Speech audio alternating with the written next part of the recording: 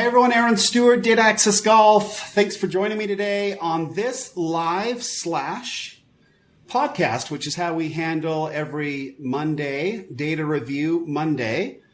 So thanks for joining me today. Sort of an amazing week for sure. But before we jump right into it, let's run the intro and get going.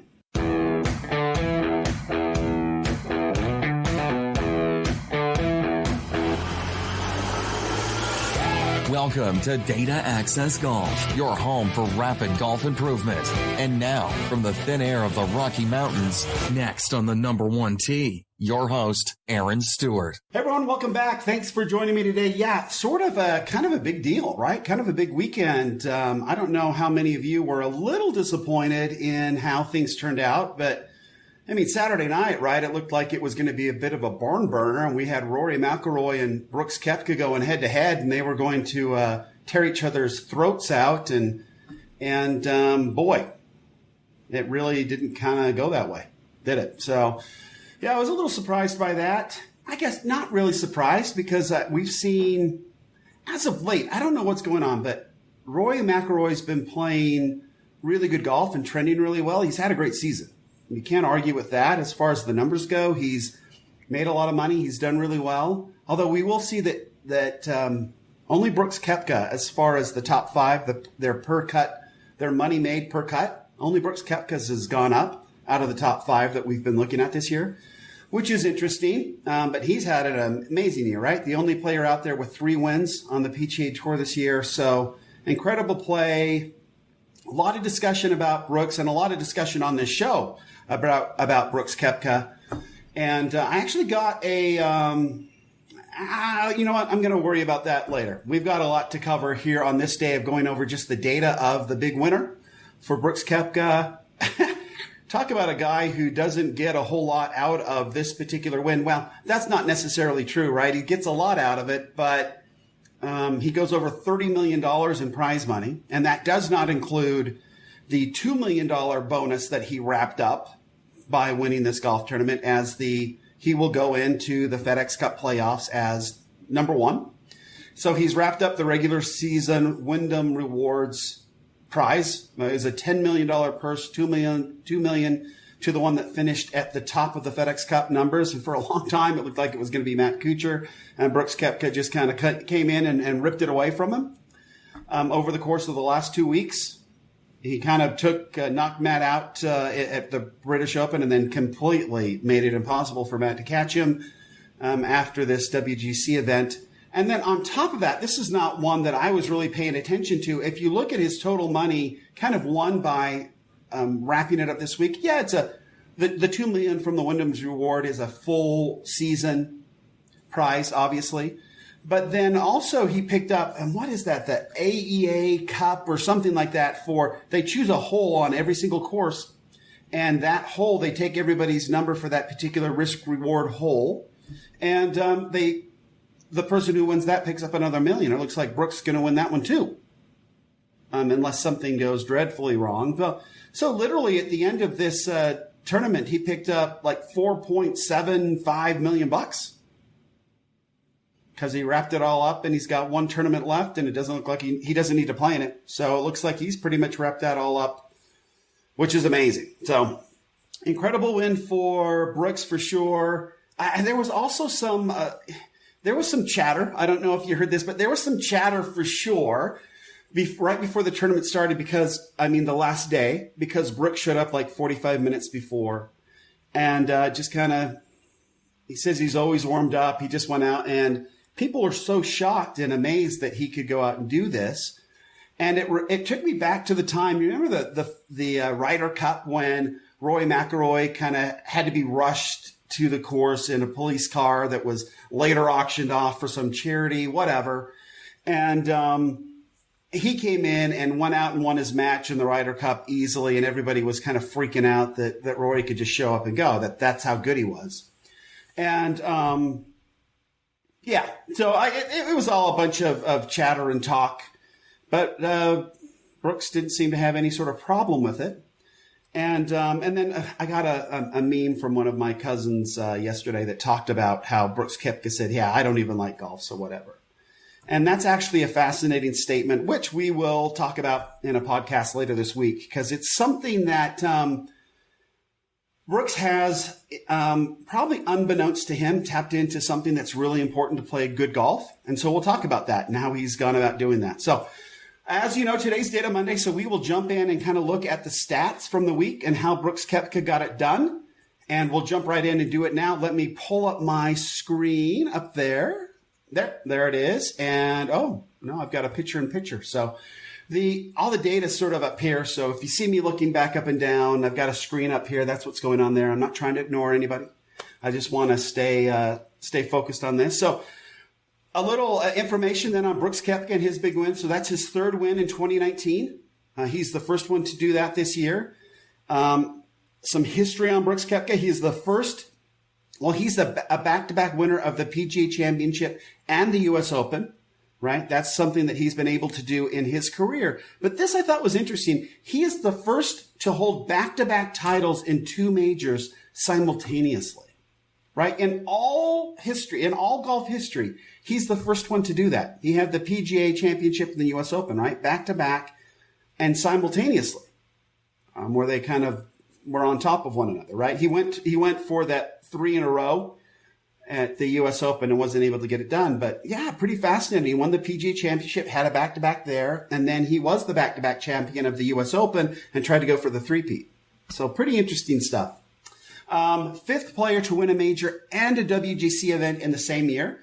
Tiger Woods, Ogilvy, and McIlroy are also, and Dustin Johnson, his good friend Dustin Johnson, are the only other 4 players to do that. Ogilvy probably being the one that's the most, one of these things is not like the others, kind of a situation there. But Koepka, Woods, McIlroy, and Johnson, that seems like a pretty good list.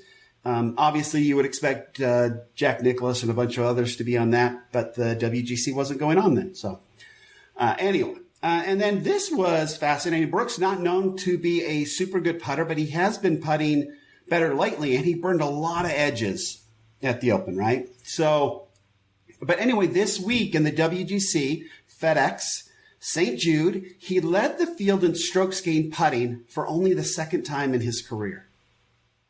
Okay, so that is pretty amazing, and it was by a long way. I mean, we'll look at that here in a minute. Played golf at Florida State, Seminole.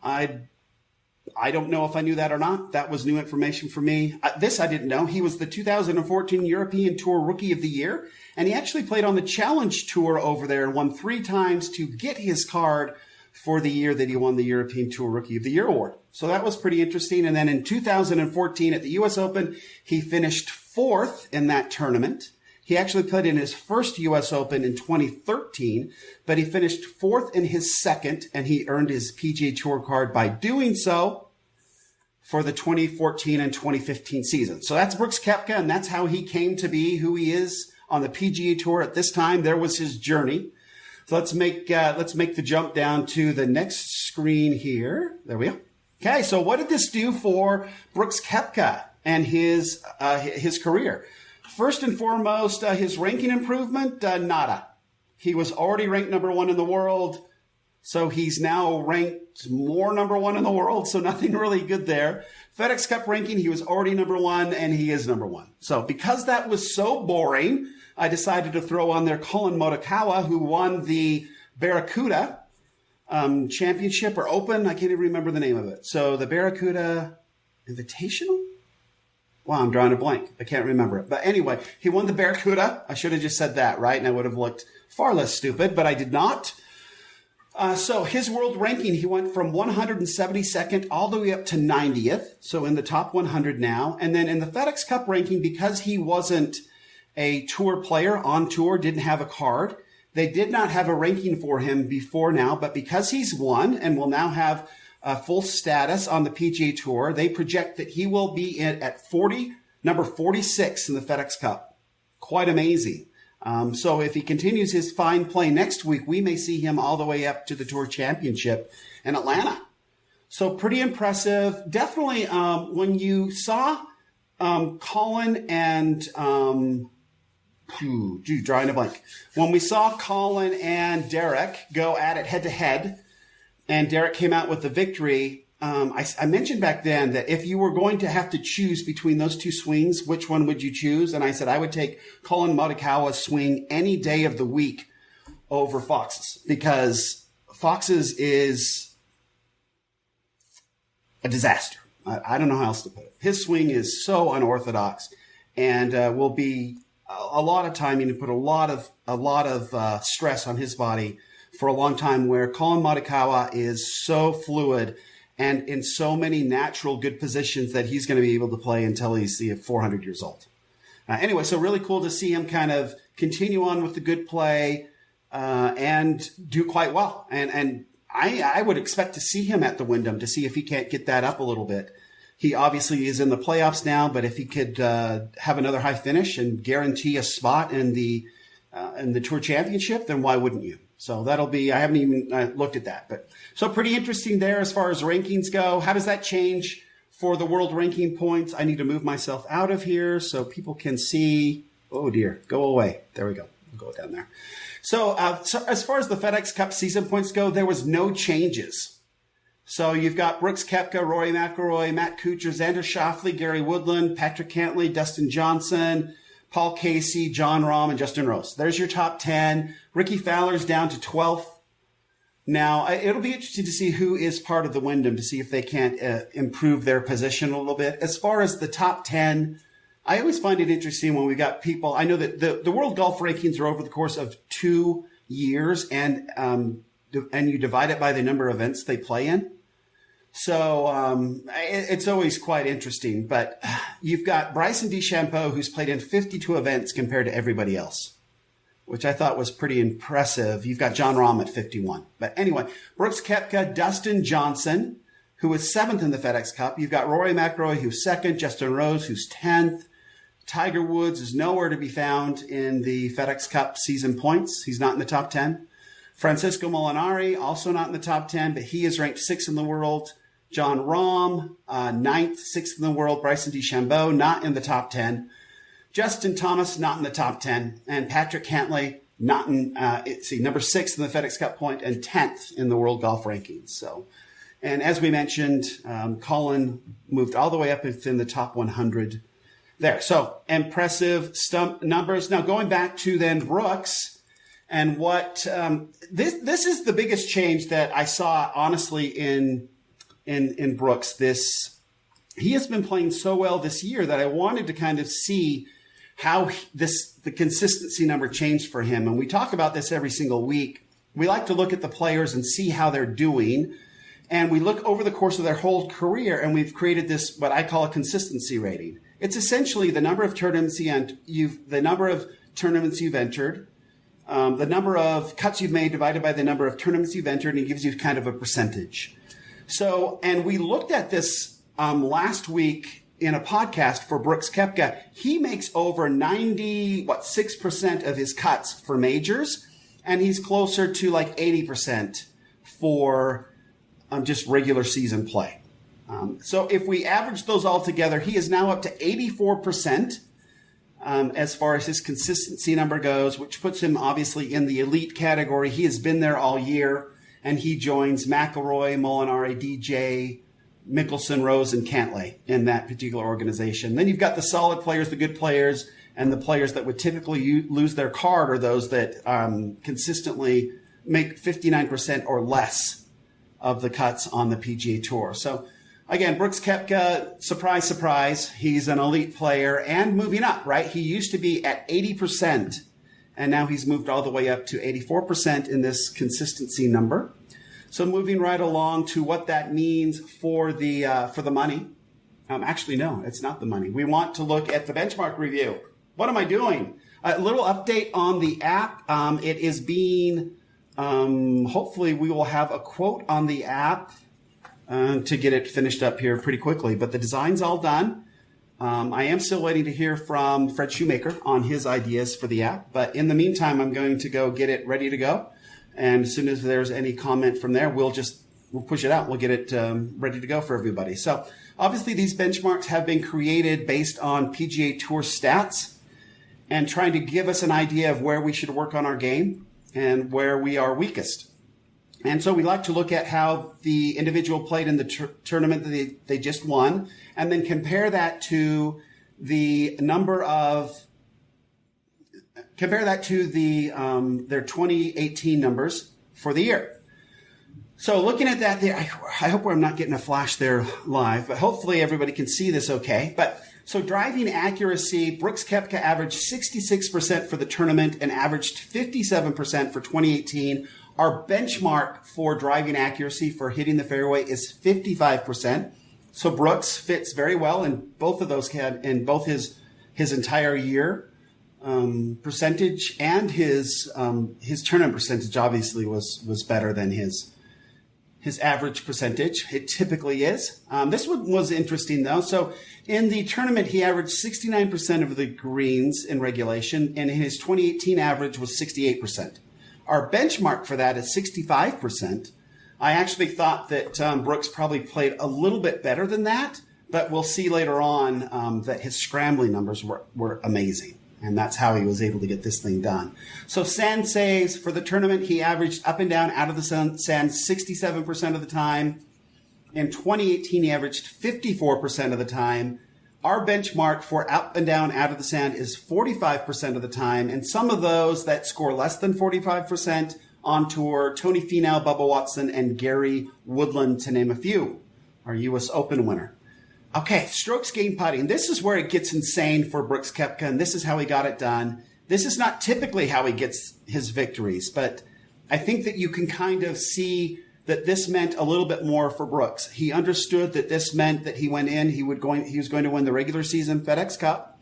He was going to go into the playoffs. I believe that he has a goal to win the FedEx Cup, which is what's driving this extra attention towards the end of the year and in an event that's a non-major event. Obviously, he picked up almost $5 million for his efforts by wrapping all those full season reward events as well. But his strokes gained putting for this particular tournament was 9.3 strokes.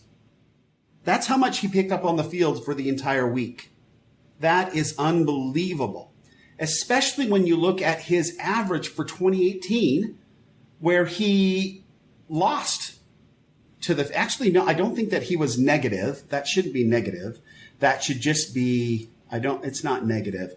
It's just he gained on the field 0.168 strokes, but we have that, we believe that benchmark, not that we can measure our strokes gained, but the good putters pick up a stroke typically on the field for the entire tournament, and Brooks didn't. He basically was average to the field, so we have that marked in red. That would be something that we would say Brooks could work on his putting a little bit. We'll see that a little bit later. But Brooks doesn't typically win a tournament with his putter like he did this particular tournament. Really amazing. 9.346 strokes gained putting is incredible. And then scrambling, this thing is incredible as well. So we talked about how his greens and regulations seem to be a little bit low. I mean, they're basically his season average from last year. But his scrambling number, 91% of the time he got up and down around the green for par. Not losing strokes there, folks. 9 out of 10 times up and down. That's crazy. His average for 2018 was 63%. Our benchmark for getting up and down is 55%. So Brooks in the green for both of those, but the 91% is just absolutely crazy. Amazing, really. Now, we don't typically measure our putts like this anymore for our benchmarks. We're really focused on the 5-footers. 5-footers and in. Talk about that a lot. We should be putting 80, 85, 90% of all of our putting time in 5-footers and in to take pressure off the rest of our game, our sand game, our around the green game, all of that. If we are just super good and focused on making everything within 5 feet, it will change our scores dramatically based on just data.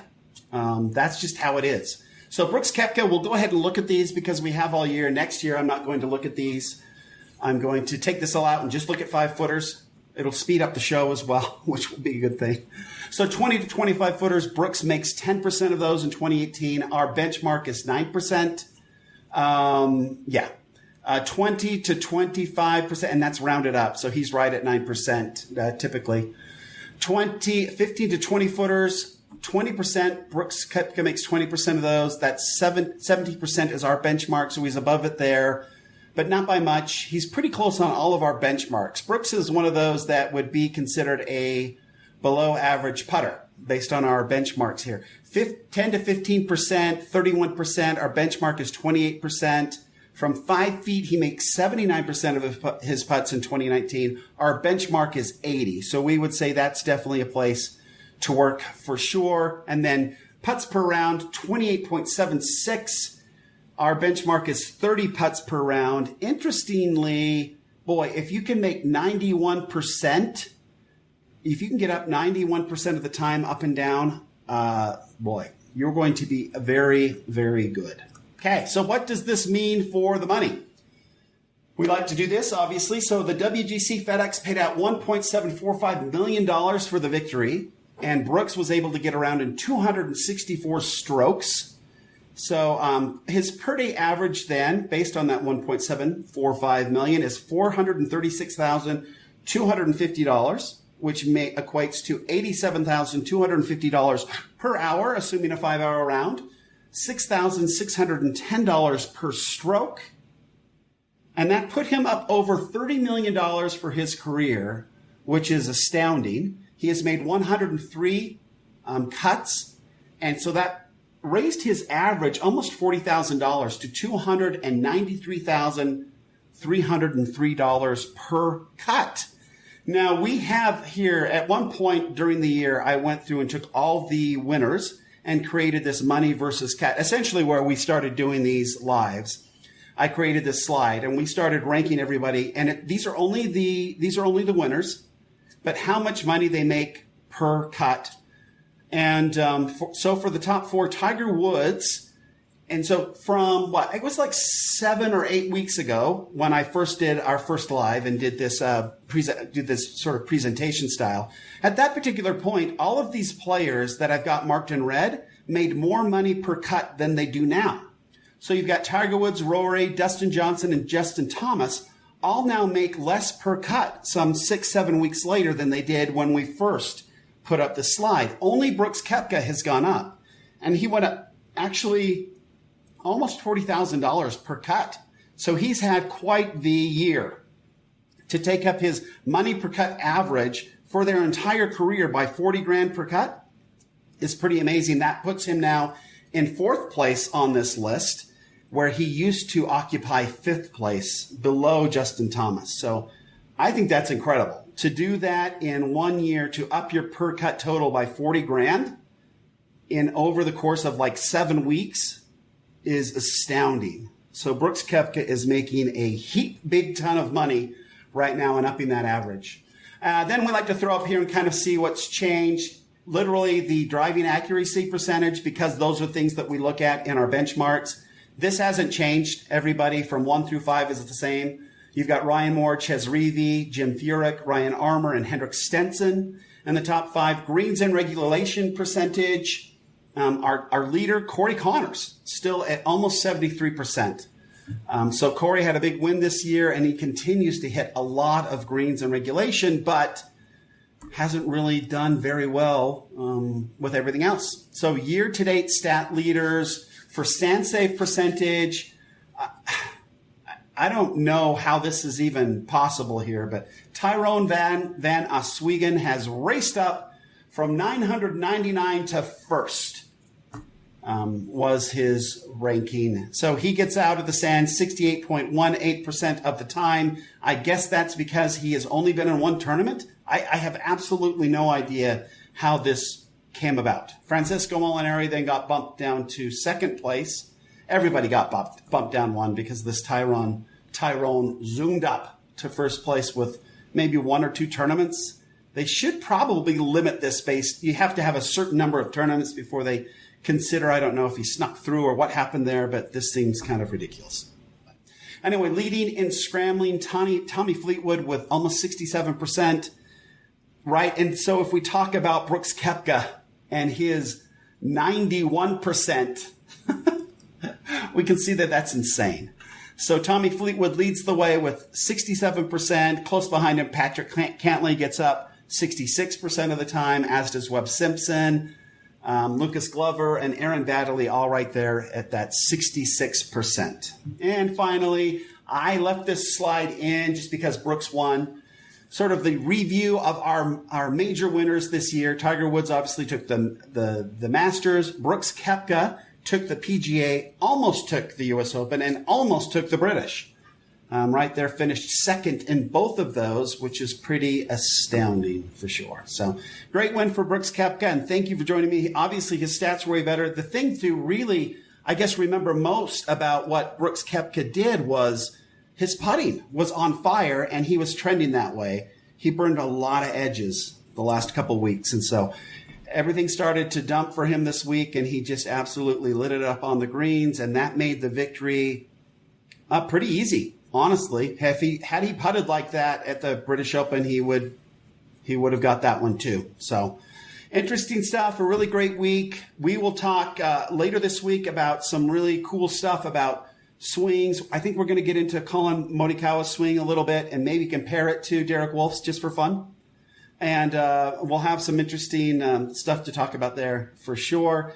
And then trying to get back into a lot of what Fred Shoemaker talked about. I'm going to break up that interview. It was 45 minutes. I'm going to break it up into smaller pieces, and we'll talk more specifically about, some of the wisdom that he shared with that is so important that we'll get further into that and some of the podcasts later this week. But thanks for joining me again for this live on Data Access Golf and for this 1 day delayed Data Monday. Forgive me, and thanks for joining me. Till next time, Aaron Stewart saying, better data always means better golf. Thanks. Thanks for listening to Data Access Golf with Aaron Stewart. Check us out online at dataaccessgolf.com, and we'll see you on the next episode.